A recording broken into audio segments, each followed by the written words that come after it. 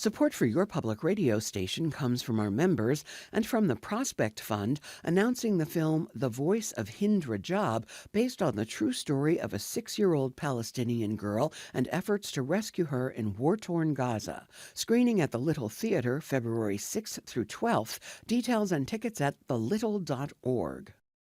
And the Highlands at Pittsford, an independent and assisted living community affiliated with the University of Rochester, offering cottage and apartment homes, daily life enrichment activities, and care assistance as needed.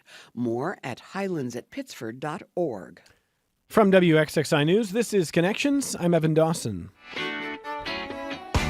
Our connection this hour was made on the car lot near you. New car prices have reached record highs in this country, with the average car surpassing $50,000. Manufacturers cite a number of reasons. More people are buying bigger vehicles and they cost more, trucks and SUVs. They also cite, in part, tariffs. President Trump recently published an op-ed in the Wall Street Journal claiming that tariffs have brought America roaring back. He wrote, quote, "We have proven decisively that, properly applied, tariffs do not hurt growth. They promote growth and greatness, just as I said all along," end quote. But the Wall Street Journal has had to offer a correction for some of the president's claims. For example, Trump says he has slashed our monthly trade deficit by 77%, which is not true. Trump says that Americans do not pay tariffs at all, that tariffs do not contribute to rising prices. We're going to get to that claim coming up here. And I've been wondering, have economists been reconsidering some of their widely held views on things like tariffs? What about other policies? Has anything changed their minds in the past 12 months? My guest this hour is the former chief economist at the Center for Governmental Research. Kent Gardner is back with us. Welcome. Thank you for being here. Oh, it's a pleasure, Evan, always. Chief Egghead. Sure. That's what the vice president says. You egghead economist. Yeah, I'll have to put on my business card. I need to get a business card, I suppose. So Kent was telling me before the program, you did not get a chance to read the president's op-ed in the Wall Street Journal. I don't know how I missed it. The word that he used to describe the closing of the trade deficit by 77% was astonishing. Are you astonished? I am astonished. Is that because particularly because it's false? Yes, it would be an astonishing claim. That's right. Okay, we haven't cut our trade deficit by 77%? No, not exactly. Are you sure? No. Okay. But I'm pretty sure. Okay. I did not look up the most recent Commerce Department figures. Of course, the Commerce Department is now, owned by the president. So I think that's one of the disappointing pieces of this administration is I don't know how much we can trust numbers coming out of this administration. Well, actually, we do have some numbers, and it turns out that the trade deficit increased, not decreased, by nearly 37% in November. That was the most recent month for which data is available. Through the first 11 months of 2025, the trade deficit was 4% higher than it had been in 2024. Boy, I fear for the person who signed that report. Yeah, right, exactly. So, in the past year, one of the reasons I wanted Kent to come on is there's a lot of talk about theory, ideas about, globalization, which we'll talk about, ideas like tariffs. And of course, tariffs have existed. They've existed in the Biden administration. They weren't invented in 2025. But a lot has happened that kind of put some of the theories into real practice in the last 12 months. Enough so that the vice president, people like Howard Lutnick, have been saying in the last couple of months that we've really learned that economists are not to be trusted, that they've been wrong about most of this stuff. And I wondered, have you felt like 2025 invalidated the work that you've done in your career? Absolutely. I've questioned myself every time Well, the president opens his mouth and talks about economics. What didn't I know? But, sometimes you can be wrong, right? Absolutely. Okay. All right. So let's start with tariffs, and we're going to go through a number of issues, and we'll see what Kent has seen in the last year, and we'll kind of work through that. So first of all, the latest data that I have on how much revenue has come in from tariffs. The president's thrown, in the last couple of weeks, he's thrown out a couple different numbers. At one point, he said $500 billion. Then he said $700 billion. The number, according to this federal government, is between $264 and $289 billion in tariff revenue for the calendar year. And that is a massive increase from previous years. So that looks pretty accurate to me. Do you accept some of those figures? Absolutely. It's certainly in that ballpark. I've seen similar numbers, and it's a wonderful revenue injection for the federal government that's been running nasty deficits for as long as we can remember. So it is real revenue. It's one of the things that makes a policy like this a little dangerous is that it makes it less necessary to cut spending or raise taxes to achieve something remotely resembling a budget, balanced budget. Are you saying we don't have a balanced budget despite all the tariff revenue? Well, even with the tariff revenue, we do not have a balanced budget. Okay. Yeah, but that's not unique to Trump. It's been true for a long, long time. Yeah. And that's a larger conversation as to how necessary it is for the budget to be strictly balanced at the federal level. Are you worried about the federal debt?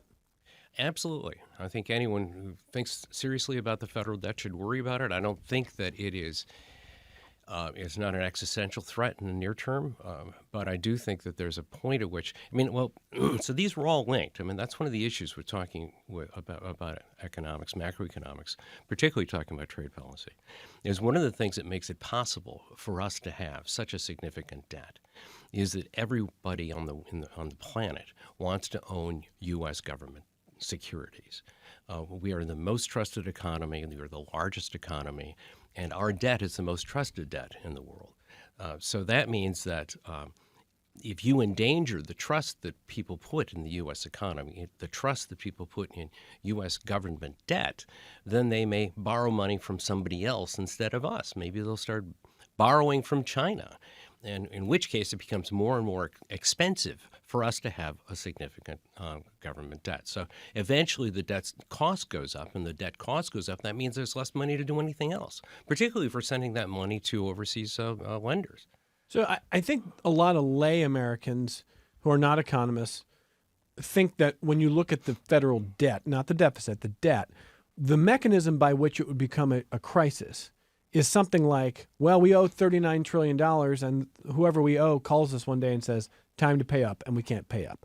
It's not quite that simple. It's not quite that simple, but at some level it is that simple. It just takes a long, long time to work out, and it's going to be more complicated. I mean, a significant portion of the federal debt is actually held by us because the Social Security Trust Fund is invested in the most secure security on the planet, which happens to be American securities. It's true for the Medicare Trust Fund. All these pots of money that we keep around that we hope will be supplying us with our revenues when we get to my age and you're on Medicare and Social Security, those pots of money are invested in U.S. Government securities. So it's all intertwined, but the debt eventually could be a problem. Once again, if we endanger the U.S. dollar as the reserve currency for the planet, that puts that whole debt situation front and center. I mean, there have been interesting discussions in the last 6 months about, well, are we actually moving? Are there people who want to move away from the dollar's dominance? Do you see any of that happening? Oh, go on. That's the whole crypto curiosity, the notion that that we should be working actively to abandon our attachment to the U.S. dollar and make it easier for other people to not be attached to the U.S. dollar. It's really dangerous talk. And if that were successful, it would be serious. Okay. I mean, crypto wasn't even in my notes to talk to you about, but has anything in the last 12 months with the Trump administration's love for cryptocurrency, has that changed your mind on crypto? Crypto is the greatest scam that I think we've seen in a long time. And, particularly as it's been exploited by the Trump administration. Exploited how? How do you mean? You mean when they created their own currency, the president and his wife, and $2 billion overnight is thrown in? World Liberty Financial, yeah. and supporting what is a largely unregulated industry. Many of the people who are benefiting from that largely unregulated industry are affiliated with the administration, and the difficulty, spend way too much time talking about crypto. But the difficulty with crypto is that it's really not tied to anything at all. You accept a Bitcoin because someone else will accept the Bitcoin. Now, that's not a lot different from, why do you accept $1 from me? It's because somebody else will accept the dollar from you. Crypto isn't really any different, except that the dollar's value is backed up by the strength of the U.S. economy and by the robust monetary policy that we have traditionally pursued in the United States that ensures that inflation will remain under control. So you don't have any of those controls when it gets to crypto. So crypto it's not all unlike holding gold. Why do we hold gold? Because we think someone else is going to want gold from us next year. But the value of gold fluctuates a lot. just But- as the flagship value of crypto. But crypto has not become a currency that people use to make purchases with any regularity. It is really more of a speculative item. It is not. I mean, it's a lottery ticket for a lot of people. But it's moving in that direction. I mean, you think of People are using it to make stable purchases? coins. You look Okay. at stable coins. Stable coins are a way to move. To create a currency that's outside of the U.S. financial system. Stable coins are more complicated than, or I don't know, crypto. I don't know which is more complicated, but nonetheless, that whole attempt to remove these currencies and currency-like characteristics away from the U.S. dollar does threaten the dominance of the dollar and the stability of the dollar. So I do think that there's going to come a run on crypto at some point that's going to make it more difficult, I think, for the stable coins to retain their value. Now, stable coin are typically tied to the U.S. dollar, but that's dependent on the regulatory structure that controls stable coins. Stable coins, if you issue a stable coin, the federal government at the moment does issue, and I'm not deep into the regulatory structure here, but they say that that's fine. You've got money backing up your stable coin. Where can that money be invested? Once again, if stable coin is invested in U.S. government securities and we erode the value of U.S. government securities through our monetary policies, so the stable coin itself becomes endangered. So it's all bound up.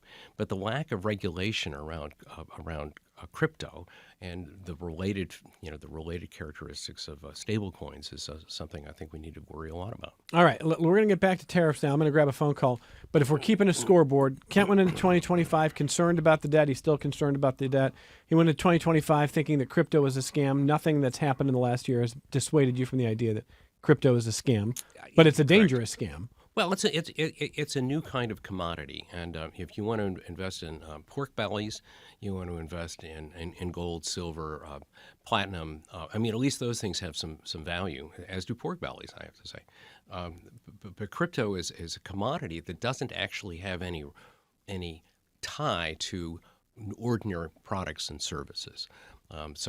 But nonetheless, gold and silver much of gold is held for speculative purposes, and it doesn't make crypto a whole lot different from that.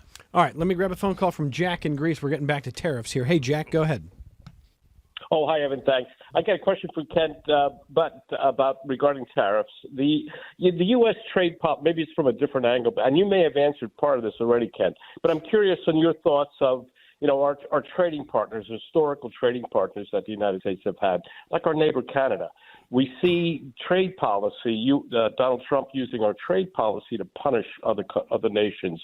I don't want to call it a trade war, but it almost feels like that. But to punish other nations, and we see Canada now making arrangements with China. They're going to do more trades with China and others as at the expense of their trade with us. And I'm curious.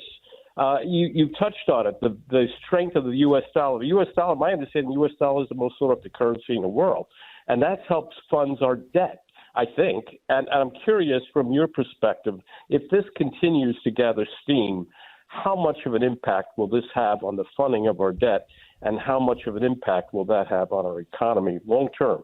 Now, short term is one thing, but long term, what's going to be the long term effect of that? Thank you, Jack. Kent? So, Jack, you've raised several topics that I want to come back to. One is the one you said at the very end, which I think is so very important. You said, you separated the short term from the long term. And when we start talking about trade and about tariffs, we have to understand that traditionally the United States has played the long game. We have been willing to be the supporters of the global financial system, and not out of immediate self-interest. Let me back up. Some would argue that we have supported the world financial system because it's been in our interest, and that Trump is simply adopting a different view of our self-interest. But I would say that historically it has been our enlightened self-interest to take short-term losses in favor of long-term gains. We have been a tremendous beneficiary of the global financial system that we established in the Bretton Woods process back in 1945. And for that reason, it's in our interest to keep it going. But once trust is lost in that, then all the benefits that we have gained. Once again, the U.S. dollar being the world reserve currency, all those benefits go away as well. So first, are we playing a long game or are we playing a short game? Is it the long game to insult our most important trading partner, assume that the leader of our most important trading partner is a fool?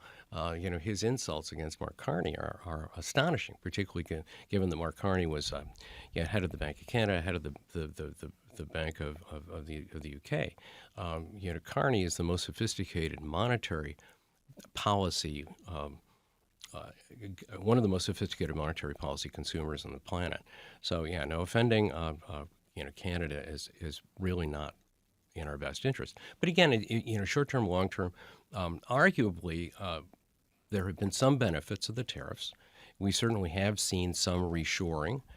We have certainly seen some global companies willing to put more money into the United States that they might not have otherwise. But when you lose your friends, and life takes its various turns, not having friends anymore is a real problem. So we've lost a lot of friends. I think losing Canada as a friend could be catastrophic for us long term. Couple of points there. Carney's speech at Davos was remarkable, and Indeed. He talks of a rupture, not a strain in a friendship, not a strain in an alliance, but a rupture. And he, without saying the word Trump in his speech, and barely referring to the United States by name, he spent a 17-minute speech describing the world as having fundamentally changed.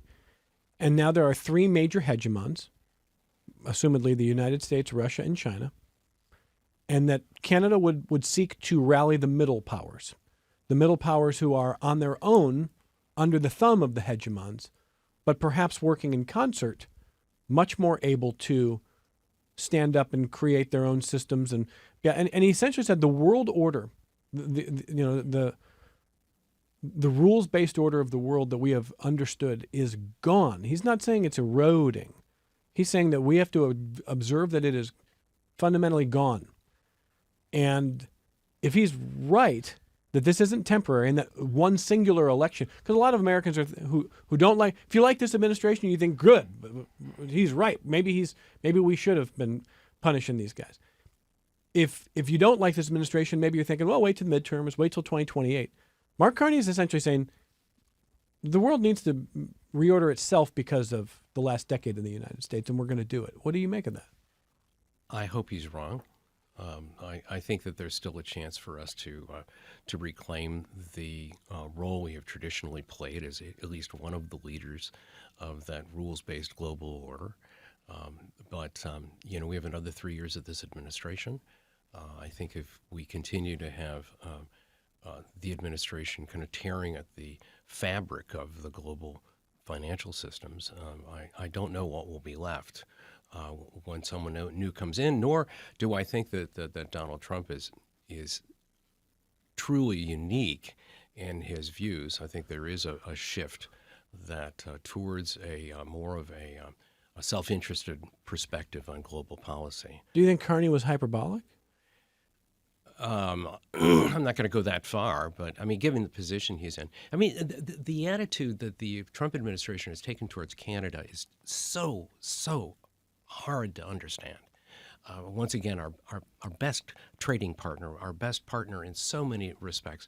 I mean, and then to attack, even to attack, our global, our traditional partners for being unwilling to support, Afghanistan was it, went after the Brits and said, the Brits didn't do anything to help in Afghanistan, which is, patently false. I think you really do lose the trust of global leaders, and then what do your agreements mean? I mean, you just completely lose in any kind of integrity. So I don't know.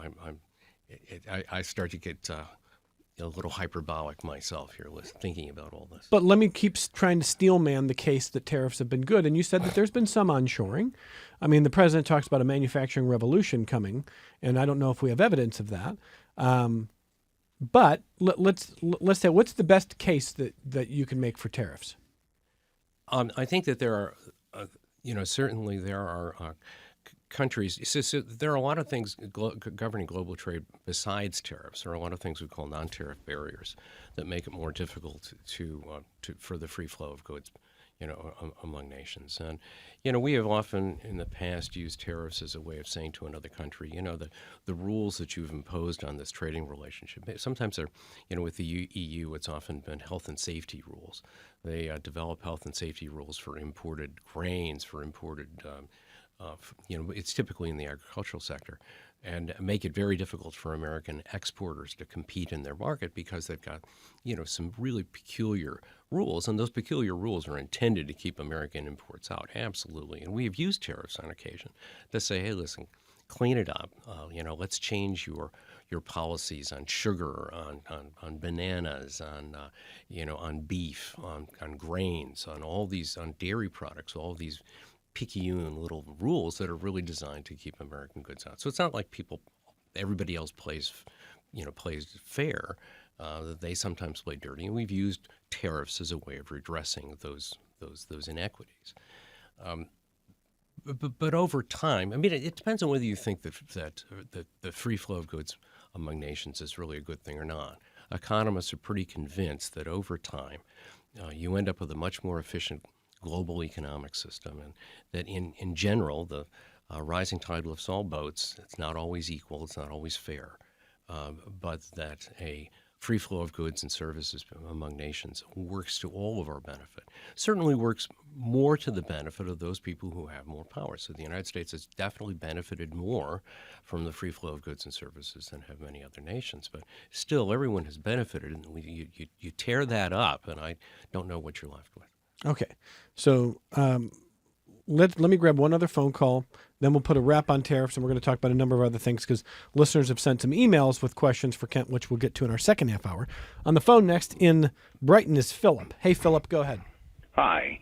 The tariff manufacturing renaissance is a complete pipe dream, and I'll tell you why. I've been importing goods now from China for quite a while, and I'll tell you that, if you wanted to manufacture a good, you're going to require a bunch of raw materials and parts to make those goods.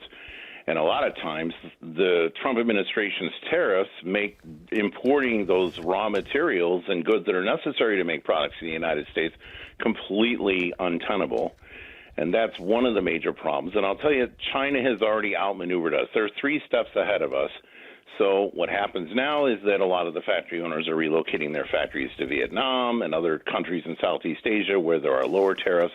They're even trying to open sites in Mexico. They've learned that you can transship goods through third countries. You can, undervalue your goods. And with the number of packages that are coming into this country every day, it's really hard to stop that kind of thing. But the bottom line for consumers, I think, happened for us. The worst thing was the de minimis exemption that was repealed last year. And that allowed goods that were under about $600 in value to enter here tariff and paperwork free. And now what's happening is you say you want to order a cuckoo clock from Germany. Well, the cuckoo clock may be $350, but when UPS delivers it, they've tacked on a $38 paperwork fee. There's a 15% tariff right off the bat, and then the various components of the cuckoo clock may come under different tariffs depending on what those things are. And a lot of the manufacturers are saying, put through their arms up, and they're saying, we're just not going to sell cuckoo clocks to the United States anymore because the paperwork requirements and the fact that the post offices in those countries have to collect our tariffs and pass them along has really made it untenable. So now we kind of cut ourselves off, and consumers are getting the bill for these things. They're shocked by these $200 tariff bills they're getting from UPS or FedEx before they even get their product. So the whole thing's just complete nonsense. Philip, okay. Thank you. Kent, how did you do there? How would you rate that analysis? You did just fine.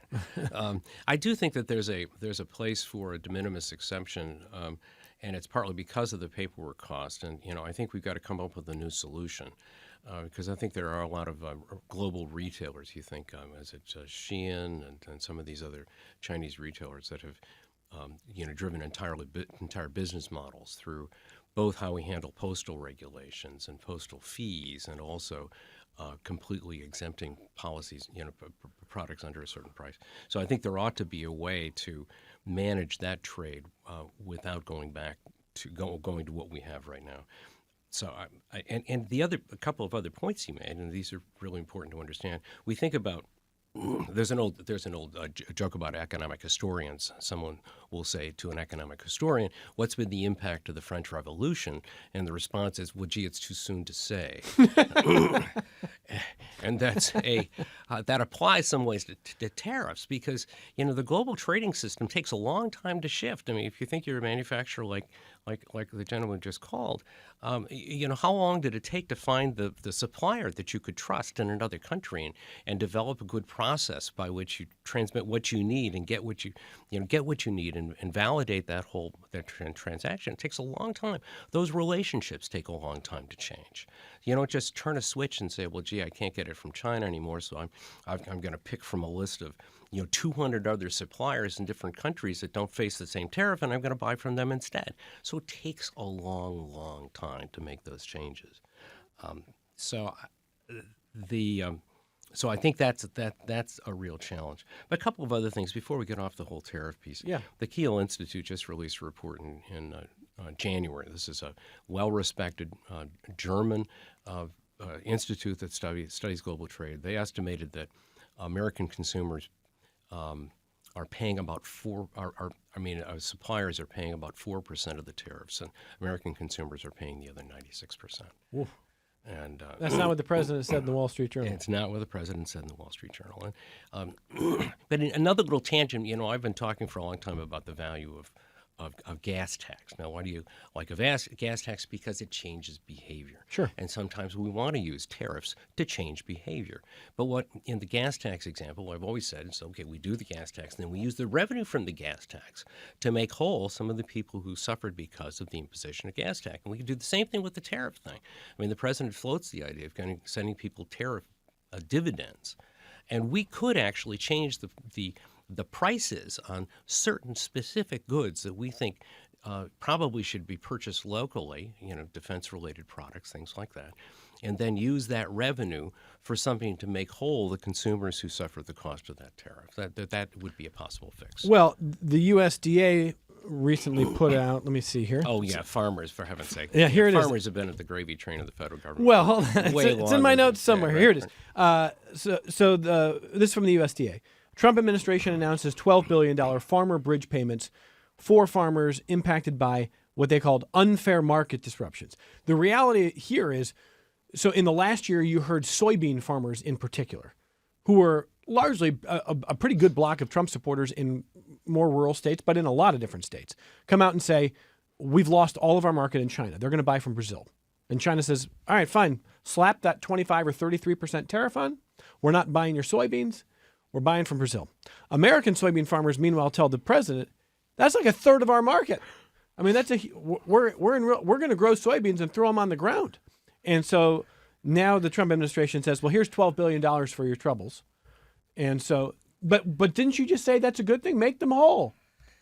Well, what I would say is that if you're going to set up an unfair trading regime, perhaps you need to think about ways in which you can soften the blow. And I'm just saying that, again, back to my gas tax example, if we want people to consume, less petroleum-based fuels, we can change we can use the tariffs or a tax as a way of influencing behavior. But you want to use it very carefully. And that's a great example. We really do want to eviscerate the whole soybean market. The Trump administration said we didn't want them to have to throw the soybeans on the ground, but if they had to because of the tariffs, we'll just give them a bunch of money. We'll just give them the money. That's right. Yeah, might not be very efficient. I have a feeling that if the president had a D in front of their name and not an R, a lot of conservatives would find this sort of grotesque. But is this the right move? But talk to Democrats about their support for farm subsidies. I mean, that's So the you're other saying problem. Did you call it a gravy train? Oh, my gosh. My PhD is from the Department of Agricultural and Applied Economics at Wisconsin. So I spent a lot of time taking a look at how farm price supports work. And the ag market is so deeply influenced by federal policy, and some of it is completely wrong-headed. So don't get me started. But what's the case that giving soybean farmers $12 billion is not a good idea? Is not a good idea? Well, you should just what you should do is fix the problem, which is the stupid tariffs. Okay, all right. I see where you're going with that. One other thing on this is the relation to prices. I want to listen to a clip from CNBC in which economist Justin Wolfer is responding to a question on how prices have worked with tariffs. Trump promised that tariffs would bring the factories and the jobs roaring back to the U.S., but manufacturing employment, that's been on a steady decline each month. In fact, as small companies are struggling to manage the rising costs. So where are the jobs that Trump promised, and will we maybe just see them this year? Look, this is just a mistake in economic theory. This is someone who I think struggled in his introductory economics class. But I want to give folks at home a very simple way of thinking about it. Realize that a lot of tariffs are tariffs actually on inputs into American production. For instance, Trump put enormous tariffs on steel. That's a little bit like putting tariffs on flour and asking what do you think is going to happen to bakeries. Steel, yes, we do have a small steel industry. A few more people will be employed in steel. But steel is used throughout the rest of the U.S. economy. And what that means is that Americans, and only Americans, have to pay more for their steel as part of their input to their productive processes. A lot of manufacturing uses a lot of steel. Trump has put us at an enormous disadvantage relative to foreign competitors. And that's part of the story of what's going on there, that manufacturing employment just keeps shrinking. So we'll get to jobs in a second. In general, on prices, do you agree with him? Absolutely, yeah. And the point he made is that because the tariffs, are typically on inputs. You don't see it on the product, but you do see it in the inputs. And there are some inputs, particularly much of what comes out of China, these are inputs to a vast array of products and services. Given that many of our services depend on purchasing, computers and related electronic equipment. So if you make electronic equipment more expensive, then the ripple effects throughout the entire economy are significant. Okay, and then on jobs, anything else you want to add here on what you expect the impact on jobs to be vis-a-vis the Trump tariffs? I think it's going to be difficult to measure accurately, again, because these things take so long to work through. But I see absolutely no suggestion that we're going to see an increase in jobs in manufacturing because of the tariffs. We're going to see a shift in manufacturing jobs. We're going to see a shift in jobs across many sectors because of the tariffs have been imposed so irrationally. That's the other problem, is if you're going to have a policy, let's have some concept behind what you're trying to achieve from the policy. And that brings back a comment that I think was Jack made earlier, is that clearly this is not an economic policy. This is a global hegemonic power game for the president. The tariffs are being used not to achieve economic purposes, but as a way of influencing behavior. I mean, again, why would you beat up on Canada unless you really want to punish the Canadians for some imagined slights? And that's the other thing that makes it just wild for economists to think about, that this very significant economic tool is being used simply as a way of imposing the president's notions of what the global world order should look like. You're suggesting that Howard Lutnick is the one who's wrong here, not you. Well, just possibly. We have to take our only break, and when we come back, I got some emails.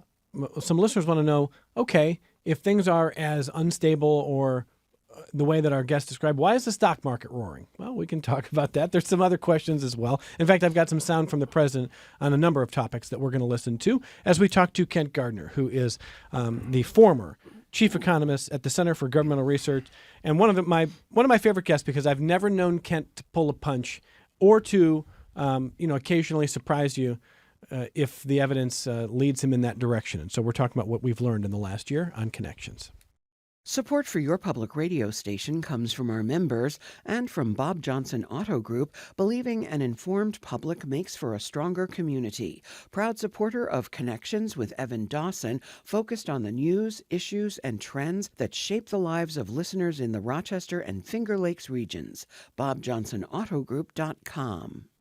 We don't really do speed rounds on Connections, but I've got a lot of emails and more phone calls and a lot to get to in the last 20 minutes. So you ready? Oh, boy. Okay. So Joe emails to say, You and your guest are ignoring the stock market, which is roaring. And Joe, I'm not trying to ignore anything. In fact, I have a piece of sound from President Trump talking about that roaring stock market. Let's listen to the president. But the stock market's the highest. How is John Deere stock doing? Great? All-time high? It's all-time. Everyone. I don't have to even ask the question. I mean, I made a lot of people rich. He made a lot of people rich, Kent. Stock market's all-time high, and Joe says you're ignoring that. Yeah, let's not mistake the stock market for the real economy. Okay, the stock market is about people's estimates for individual company prospects, and there are many, many things that the Trump administration has done that does make domestic manufacturers more competitive globally. I mean, that's the whole point of the tariffs, right? So if you throw a tariff on on your competitors, whether you're John Deere or your General Motors or any other company you might name, that is good short term. But I do think that the tariffs, it's an unstable way to fix the problem, and I think we do have to think about the long term. So don't just look at what the Dow is doing and say that's the economy. Yeah, the Dow is the other thing is the Dow is a crazy standard for stock values. It's only 30 stocks, for heaven's sake. I don't know why we keep reporting that. Every economist I ever talked to says, can we get past just 30? Yeah, for heaven's sake, let's go to at least start with the S&P 500. Okay. But no, I think the stock market is important. But the other thing to remember about the stock market is it is deeply influenced by 30 stocks, and that's not the 30 stocks in the Dow, but it's the 30 tech stocks that are really driving the market right now.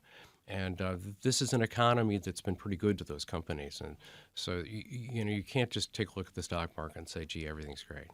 All right, Earl in Irondequoit next on the phone. Hey, Earl, go ahead. Hey, I don't want you to present me as a Carney expert like you tried to earlier.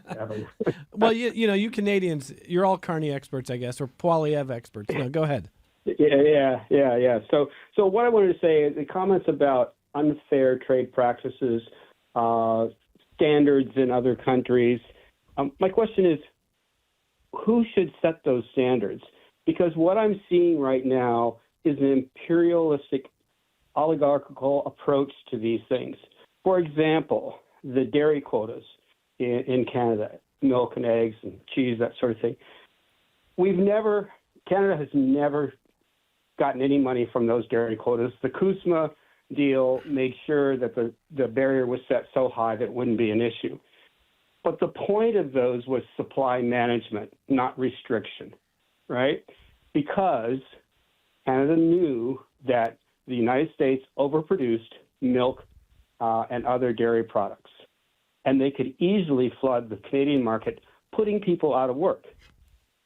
So what is fair? Who gets to decide? Does a sovereign nation get to decide its own rules or not? And that's what I see behind a lot of this is the tech bros and the multi-billionaires saying, hey, we don't have enough, we want more. And the way to get that is to convince the American people that, we're being mistreated. And I don't think that's true at all. So that's just my comment. Earl, thank you. Ken? Yeah, so the first thing on those trade rules, I mean, that's one of the reasons why we set up these multinational talking shops to establish rules. And, even in dairy products and even in agricultural products as a whole, the General Agreement on Tariffs and Trades and all the institutions that followed that have slowly made reduce the irrationality of those things. But still, particularly in the ag system, the rules governing ag trade are crazy. I mean, when I was a graduate student in Wisconsin, we were still determining the price of fresh milk according to the number of miles the farmer was from Eau Claire, Wisconsin. Because Eau Claire, Wisconsin was the center of the country's dairy business. And so the further you were from Eau Claire, the more you could charge for your milk, literally. What a story. Yeah. Earl, thank you for the phone call. Let's get this email from Charles, who says, I'd love to know how far off the United States is from establishing a sovereign wealth fund, as well as the feasibility of a trade alliance that includes South and Central American countries. The way I see it, with Maduro out of power, there's a unique opportunity to establish a supply chain that creates jobs in these regions, which in turn would hamper both illegal immigration and the cartels and simultaneously reduce the number of goods we obtain from a hostile nation on the other side of the world. Well, the hostile nation on the other side of the world happens to be particularly adept at a lot of things we need. So I just want to be careful that we don't try to demonize. He's talking about China. Yes, that's the. We're talking about China here. Yeah. And China, yeah. So China, I think cutting ourselves off from China is itself something we do at our risk. Longer conversations we can have about China, but China's innovation is something we want to embrace and participate in, not keep ourselves away from. I mean, that was the sort of thing that happened in back in the 70s and 80s. We attempted to insulate ourselves from Japanese innovation, and eventually that came back to bite us, just because the Japanese were innovating, particularly in the auto sector, so fabulously that we kept raising tariff barriers to keep those Japanese cars out. And eventually, when they were able to come in, they ate domestic car manufacturers' lunch for decades. U.S. manufacturers are back in the game, but boy, it took an awfully long time. And that was partly because they were insulated. And the same thing's true for EVs. Wall Street Journal did a story, I think just last week, from their tech journalist looking at the Xiaomi SU7, which is an EV that we keep out of the United States. And she was just blown away by it. She's a regular driver of a Ford Mustang Mach-E and has test driven all these things. And she says, wow, this is just a great car, and they sell it for $49,000. Why can't we have it in the United States? So, you keep these better products out. All you're doing is reducing the competition on domestic manufacturers to be the best they can be. What about possible trade alliances with South America? Certainly, you would think that there's an open door to improve relations with Venezuela. I mean, the president called in the oil executives about that, for goodness sake. But what other nations as well, perhaps? Well, why necessarily South America? I mean, I don't, unless you want to start talking about this Don Rowe doctrine that somehow we should control what's going on in this hemisphere, I don't see why we would necessarily set up a trade relationship with South America. I mean, let's go back to Europe. They've been our friends for a really long time, and we've had a very productive trade relationship with the folks in Europe. And I think that managing to strengthen our relationship, reassert our relationship with our traditional trading partners is the first thing to do. I don't know why we would look to South America. I mean, I certainly think there is a theory of thought, perhaps the Don Rowe doctrine, whatever you would want to call it, and I think it's espoused by the vice president more than the president. He certainly is developing a worldview that looks like hemispheric hegemony is a good idea for us, and that you sort of leave Russia its sphere of influence, you leave China its sphere of influence, and we have ours? No? I don't know why. I don't know on what planet that makes any sense. Global communication, the barriers to global communication and global travel keep falling year after year after year. I mean, how long has it been that you've been able to simply place a simple phone call to Germany or to the Czech Republic or to Italy or into South America at almost zero cost? The transportation has gotten better and better. Package delivery, for heaven's sake, we can receive packages from around the globe.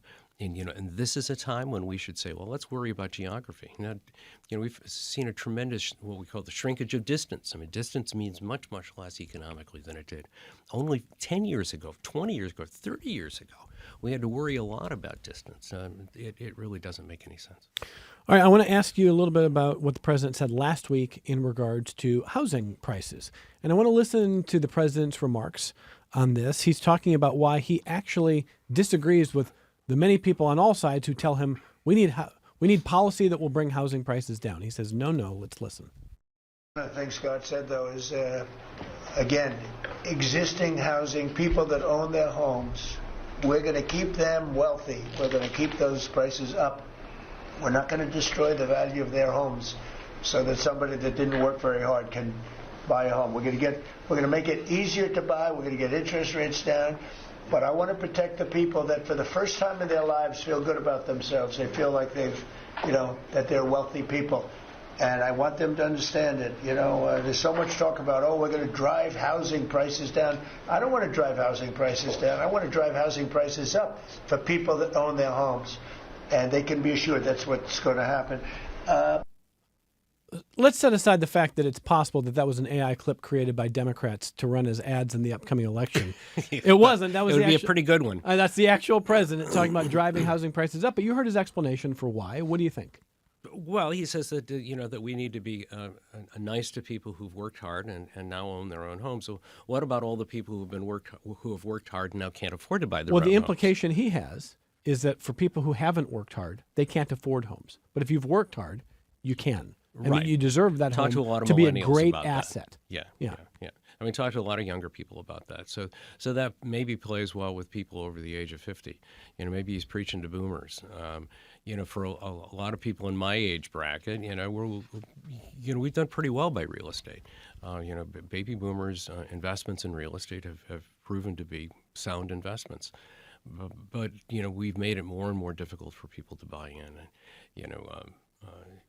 The Ezra Klein abundance book talks a lot about why. Are you an abundance person? Oh, you bet. I think I think Klein and Thompson put their fingers on some wonderful things. And these are not.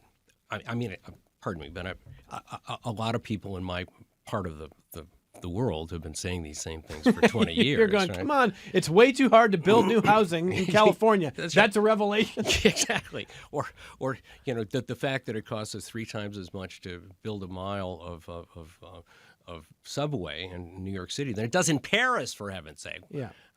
That's not a problem. Well, hey, listen. Just like the SNL sketch from this weekend with the family yelling at their mom, who's changing her mind. You can't just yell at people when they finally come to your position, Kent. You have to show more grace. I will. Okay, but I'm really relieved that we start to see some action on the left to understand that you can't fix everything with a regulation. And that's there's another economist quip. You can teach a parrot to be a good economist by saying supply and demand, supply and demand. If you don't understand those fundamentals, you're not going to have a functioning economic policy. Well, so a couple things stand out to me in the president's clip here. When he's talking about owning your home and it becoming this rising value, for the most part, that helps you in 2 ways. Number one, if you die and someone benefits from the sale of that property, or if you own more than one home and you can sell it and you don't have to subsequently buy something. Because it's great if you bought a house for $100,000 and now it's worth $300,000, but what house are you buying when you sell that house? Yeah. So I don't know. That's not the best kind of asset to be chasing in terms of soaring values from a policy perspective. Yeah, I think even if Donald Trump sat down and thought about that for about 47 seconds, he probably would realize that it's a very short-term policy. It's a very narrow policy. It's just it just is not a sensible way to think about it. But he did say we're going to see interest rates coming down, and Vice President Vance recently said, about this kerfuffle with Jerome Powell. The vice president said, look, the Fed chair is not elected by the people. The president is. The president gets to have a say. Baloney to this idea that the Fed should be independent, that we should be setting policy in that way independently. It should be the president's prerogative. And that's who was elected. What do you make of that? It's a real challenge in our constitutional order. I mean, the Supreme Court has been struggling with the question of with this unitary executive theory that says that everyone in the executive branch is under the control of the president. The president gets to make all those decisions, and we have had this odd compromise from the Constitution, particularly around the Fed, that says that the Fed is going to be independent of Congress, independent of the executive, and it is set up that way. I mean, so many of these positions are appointed by the president, but then they have to be confirmed by Congress. But nonetheless, it's hard to avoid the argument. I think the argument is not completely fallacious that the president has enormous power over pretty much anything the executive branch does, and it gets back to that whole tariff question. We're still waiting for the Supreme Court to rule on this IEEPA business, and I certainly hope that they acknowledge that perhaps the president doesn't get to make absolutely every decision. that the executive decision, the executive agency is involved with. But it's a very uneasy compromise with our Constitution. Our Constitution doesn't resolve these issues. This is an administration acting as if a unitary executive is the goal, the effect, the policy. And he has, and there are supporters of that, Yeah. clearly three that support him on the Supreme Court. And we're kind of hoping that there's a couple more that will see that as a bridge too far. Okay. Lastly, here in our last 30 seconds, doesn't sound like too much has surprised you in the last year. Has anything? Do you look at anything in 2025 and go, huh? How could we not be surprised? I don't mean like everything in the world. I'm talking about in your sphere of work and economics. Well, it's as we've all discussed with Trump. It's not the direction, but it's the magnitude, the size of the decisions, the enormity of the consequences with very little deliberation. The fact that the president has no patience for any kind of consultation, and believes that that what he believes is the truth. We are still looking back to the great fiction of The West Wing that we've got a Nobel Prize winning economist as president. Oh well. An economist as president? You're waiting for that future. Well, that's right. We'll go back to was it Jed? What's the? Yeah, Jed Bartlett. Jed Bartlett. Jed Bartlett. Yeah. Yeah, but you're out of touch with the people. Yeah. Well, so is Jed, I suppose. Kent Gardner is the retired former chief economist with Center for Governmental Research. Actually, wears a lot of hats in this community. Thank you for coming in. Thank you, Evan. Always fun, and this is such an important topic. It is an important topic. I absolutely agree. We appreciate your expertise. More Connections coming up in just a moment.